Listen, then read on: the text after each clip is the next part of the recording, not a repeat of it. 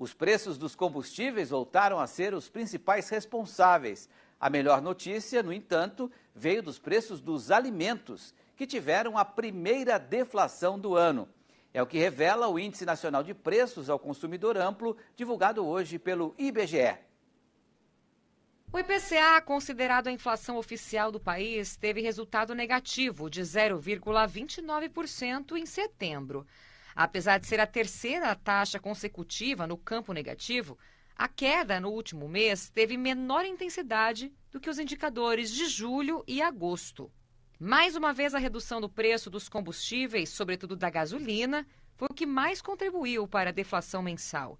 O Grupo Transporte teve queda de quase 2%. Gasolina, que tem o maior peso no subíndice, teve baixa de 8,33%. Outros 3 combustíveis pesquisados também tiveram queda nos preços: etanol, óleo diesel e gás veicular. O grupo Alimentação e Bebidas teve a primeira deflação desde novembro do ano passado. O recuo foi de 0,51% no mês. Ainda assim, no acumulado de 12 meses, a alta dos alimentos é de 11,71%. Em setembro, o que mais contribuiu com a deflação do grupo foi a queda de 13,71% do leite longa-vida. Apesar da queda, segundo o IBGE, o item ainda tem alta de 36,93% no acumulado dos últimos 12 meses. Outro destaque em setembro foi a queda de 6,27% no preço médio do óleo de soja.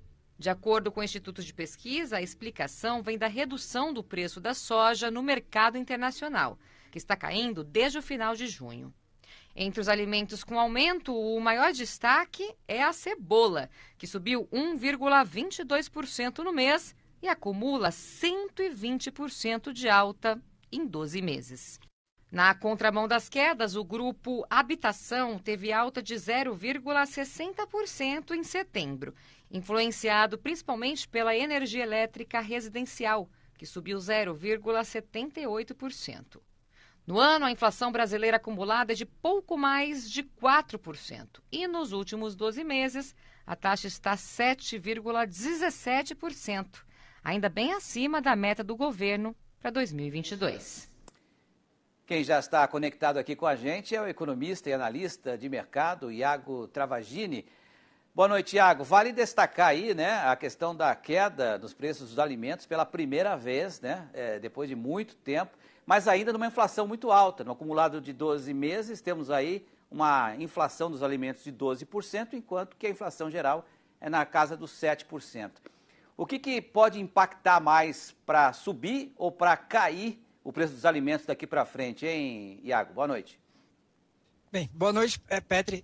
Basicamente o que a gente está vendo aí é uma deflação nesses últimos 3 meses que está muito correlacionada à queda dos combustíveis, à retirada de impostos do ICMS, também a queda do petróleo no mercado internacional, o recuo do dólar nesses últimos dias, todo um contexto que basicamente levou a gente aí a observar uma queda muito grande no quesito de transportes. Na parte da alimentação, a gente começa a ver reflexos justamente da queda nessa cadeia produtiva como um todo, né, a cadeia de transporte, impactando justamente na ponta final da alimentação, e também um cenário mais restritivo, monetariamente falando, no mundo. Né? A gente está colhendo as decisões também do Banco Central Brasileiro, que a gente está falando da maior taxa de juros desde 2015, do Banco Central norte-americano, levando a taxa de juros para 3%, 4% aí nesses últimos meses, e também com uma perspectiva futura de aumento. Na Europa também. Então, um cenário global de demanda possivelmente mais restrita, tanto do que passou e do que pode vir também.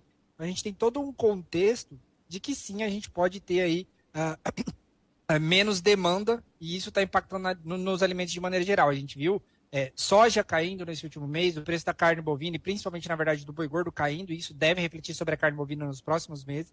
Então, o setor de alimentação agora começa a sentir um reflexo de um mercado mais contracionista, digamos assim, do ponto de vista econômico. Então, só para deixar claro, na sua opinião, a tendência é que os preços continuem caindo por conta de uma demanda menos aquecida, é isso, né? Assim, a gente tem que relevar o aspecto sazonal, né? Final de ano costuma ter mais demanda, então isso normalmente costuma puxar preços, sim. Mas olhando da perspectiva, comparativamente falando com o que a gente teve nos últimos anos, a tendência é de que sim, essa queda de preço que a gente começa a ver no atacado, nos indicadores de inflação do atacado na alimentação, cada vez mais reverbere sobre o quesito alimentação no consumidor final, no varejo, no consumidor amplo e aí, consequentemente, no IPCA de alimentação. E aí fica um desafio para o produtor, né, enfrentar aí os custos de produção que continuam muito altos. Agora, a gente não podia deixar de aproveitar a sua participação aqui e falar também de pecuária. Os preços da arroba têm permanecido estáveis na maioria das regiões pecuárias do país. Qual que é a sua avaliação sobre esses primeiros dias de outubro e a perspectiva para as próximas semanas? Dá para comparar um pouco com a questão dos alimentos de maneira geral ou não? A pecuária ela está sofrendo ainda, digamos assim, com excesso de oferta, né? A gente veio, na verdade, desde julho sofrendo reajustes negativos atrás de negativos, uma situação bem complicada para o pecuarista. Nesses últimos dias, né, principalmente na última semana, na primeira semana de outubro, a gente teve uma melhora no sentido de que essa queda deu uma cessada, né? A queda parou de acontecer e, consequentemente, a gente começa a ter uma visão um pouco mais positiva, principalmente por conta da demanda de final de ano, Copa do Mundo, a gente tem um contexto de demanda interna melhor. E também, obviamente, um confinamento que começa a perder força. Então, existe um contexto que pode sim levar a uma melhora de preço do boi gordo nesses próximos 60 dias. O grande ponto a gente ainda sofre as consequências, digamos assim, das decisões que foram tomadas nos últimos 2 anos, com excesso de oferta, aumento de oferta e principalmente essa retenção de fêmeas gerando cada vez mais animais. Então, a gente ainda sofre com um aumento de oferta que está contratado e que deve continuar a pesar sobre os preços do boi gordo. Essa alta pode acontecer, principalmente do lado da demanda, no entanto, é uma alta mais contida, digamos assim. Iago, obrigado pela sua participação aqui. Tem um ótimo feriado aí amanhã, né? E a gente se vê numa próxima oportunidade. Boa noite. Mais uma vez, obrigado pelo convite. Boa noite, Petri. Valeu, um abraço.